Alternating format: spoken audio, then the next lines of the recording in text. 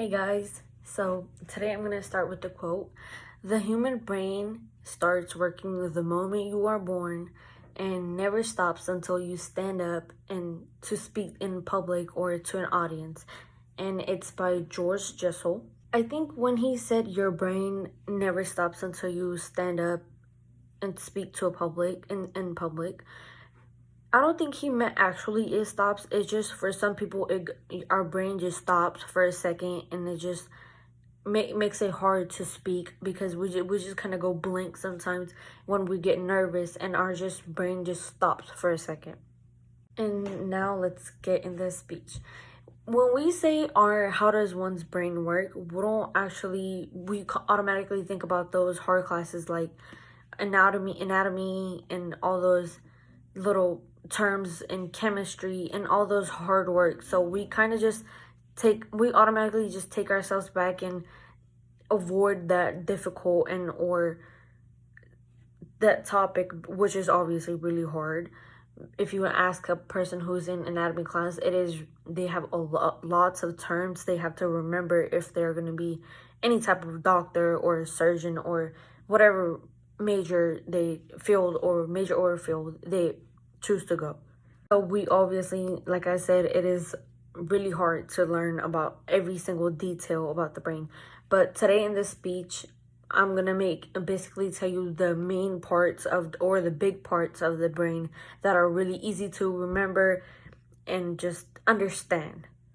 So before we actually get into the topic and learn about those terms, we should know that, for the lack of a better word, there are levels of how each person's brain functions and works. For example, students in high school have a different level of or a lower level of speech and just how they understand things, and you could say more maturely or immature. That's also a level if you think about it, and how they basically keep the information in their or how they take the information in their brain.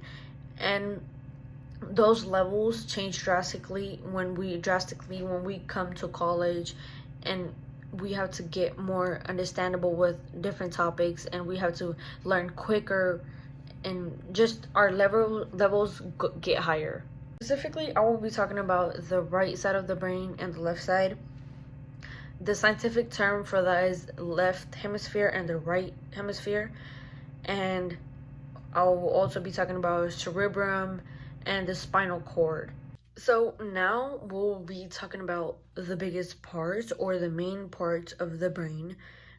And I'm not talking about like inside of the brain or when you just look at an outer layer and like the upper layer of the brain. The three main parts or the biggest part are cerebrum, cerebellum, and the spinal cord.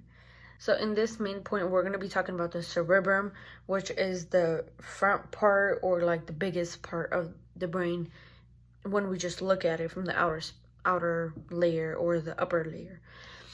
Cerebrum itself has 4 parts, and the 4 parts of cerebrum are parietal lobe, temporal lobe, occipital lobe, and frontal lobe. Hope I pronounced those right. And each of those lobes or parts affects us differently mentally and physically. Each lobe has its own purpose and it affects us mentally and physically differently. But I will not get into that because that's a whole different story, because it has different and a lot of information about itself. Now that we have talked about the biggest part or the bigger part of the brain, now let's break it down to the right side of the brain or versus the left side of the brain, or you can say left hemisphere or right hemisphere. The left hemisphere is more logical, meaning it helps you with numbers, languages, analyzing anything or thinking about anything, versus the right side of the brain or right hemisphere, which is more creative.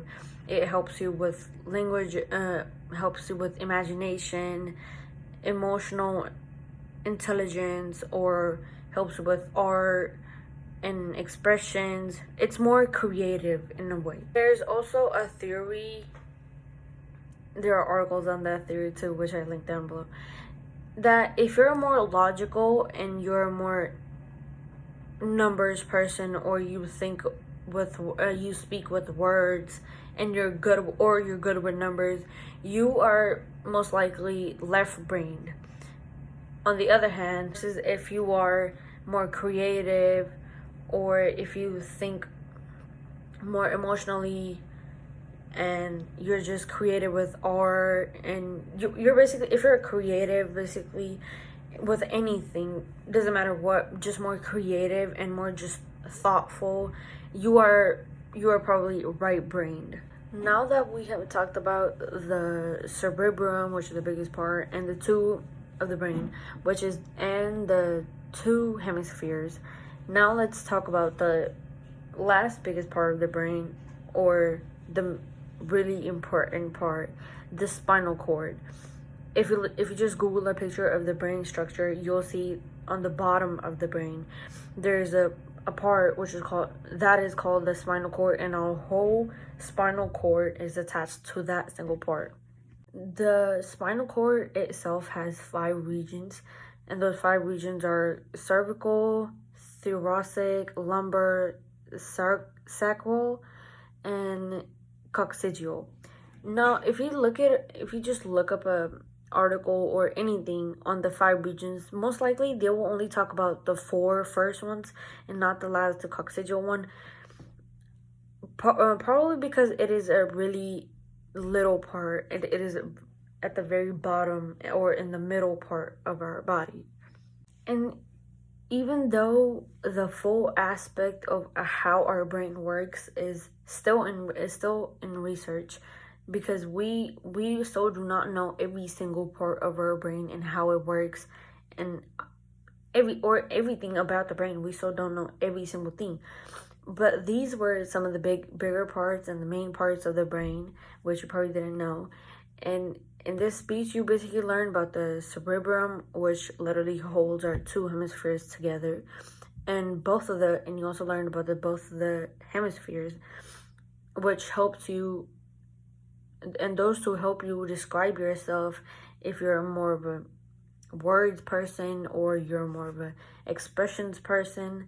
And you also learn about the spinal cord, which literally holds our body together. And even though our brain is still under research, which just shows us how complicated and big with many parts our brain is, but today you still learn many of the terms and parts of the brain you probably didn't know before. And that was my speech. Thank you so much, guys.